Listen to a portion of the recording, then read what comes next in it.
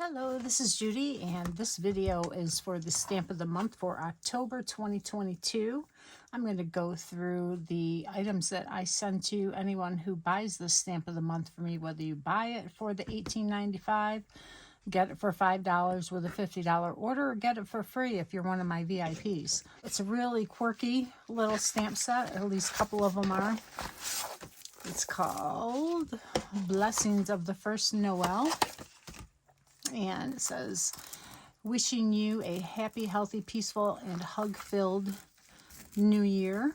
And I did a little stamp surgery and cut off New Year. And I can always adjust it on my stamp block to fit so that I could use it or not use it. The next one is, may the blessings of the first Noel fill your heart with peace and joy. I know it's hard to see because I've used them so much. It's the most wonderful, crossed out, exhausting time of the year. Wishing you a long winter's nap this Christmas.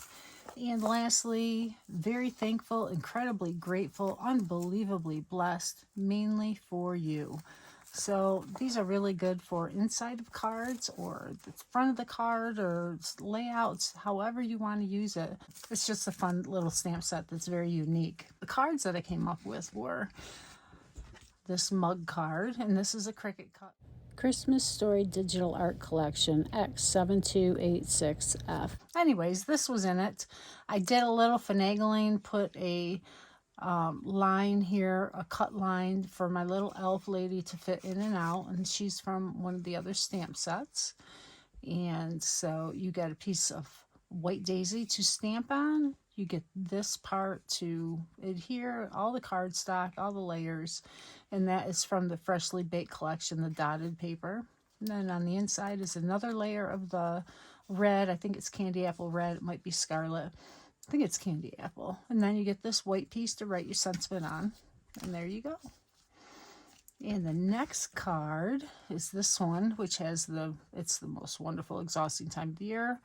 And then you open it, it's a trifold, and you have this beautiful poinsettia. This is also from the digital collection. This one is from A Christmas Story. And I cut it out of our glitter paper, put some liquid pearls in the center, had some leaves. Those are actually holly leaves, but that's okay. And some of the Christmas Story paper in the background. And then you open it up for this cute bear from another one of our stamp sets. It says, am I right? Yes, it is exhausting, but it is the most wonderful time of the year. So that's a very cute surprise opening. The next one is the one where I cut off the new year, but you could put this zip strip right over the top of it and not worry about cutting your stamp. It's totally, that's fine. The little gingerbread man and the snowflake are from one of the Freshly Baked stamp collections, and I put a little stickles around him, and then you have strips of glitter paper and some of the Freshly Baked paper. You open up to cookie, so you're going to get a peaceful and hug-filled cookie. Another one from that stamp set. It'll be a good one for the grandkids or children. And then you have a traditional type of card. I put some stickles around to enhance this embossing folder that is in the current catalog. Let's see if I have it sitting on my desk. Yes, here it is. It's this one. It's a slimline. It's really cool. It just has the border, and it's supposed to go with the Christmas thin cuts, but you can use it for anything. So I just cut a couple pieces of paper, and I used the opposite side of this one. I think it's sangria, to give it a little more dimension and a layer. Put some ribbon behind and a bow, and it's just very pretty. And I did a couple other ones of different colors. So this is with the red, and this is an old Close to My Heart ribbon with some more stickles. And then I also did pink. And this is ballerina. Okay. So I'll show you what you get. You get all the envelopes, card bases, all the little pieces. And the stamp set that had the bear had a cat and a dog and a bunny rabbit. So I put all four of them in there because I don't know which one, you would like to use. So I'm a little generous with that. You're going to get a piece to stamp on, the glitter layer. Then you might get different pieces of glitter, and then your base pieces, and then the little sentiment that says, "Am I right?" So everything's included except for the stamp of the month that you'll need to purchase and then stamp onto this. And by looking at the card, actually I can go through and show you. By looking at the card on the instruction sheet, you'll be able to see what goes where.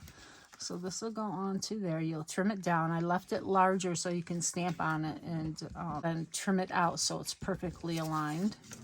And then you're going to get this piece that'll go here. And this one that will go here. Actually, it's supposed to be this way, right? There. And then this piece will go over the top. And then the poinsettia will go here. And then on the inside, I did give you this layer.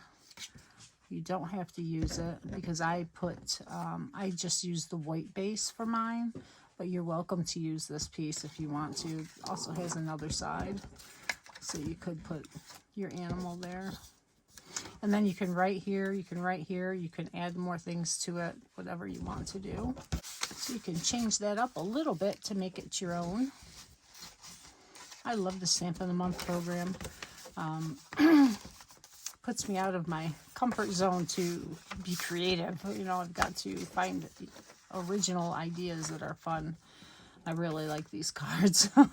So this one has some white glitter paper strips. So you're going to put this one here. You could use this side. This one here, and then you put your two strips on here and trim them down. And let's see, that would be on the front to stamp. You got a little gingerbread man. This guy was on the inside. You've got some other cookie shapes, depends on what you want to use. Oh, you even have a chocolate chip cookie you could use. Then your strip to cover the bottom, and then your cookie for the inside. So that you could change up to make it however you want. Put lots of cookies in there or just one. And that would be really good to give to someone that you're giving cookies to as well. Like I give the mailman and our paper man cookies. So I will include a card from this collection with that. So this one has this pink ribbon. And you have your slimline top. Get off of there. Okay. So you put this here. And you're going to wrap your ribbon around. And then cut off a piece to do your bow. Okay, so you'll wrap it around like this. Then you're going to have a piece that's quite long. And with that piece, you will just tie it in a knot like this. And then you can trim it down however you like.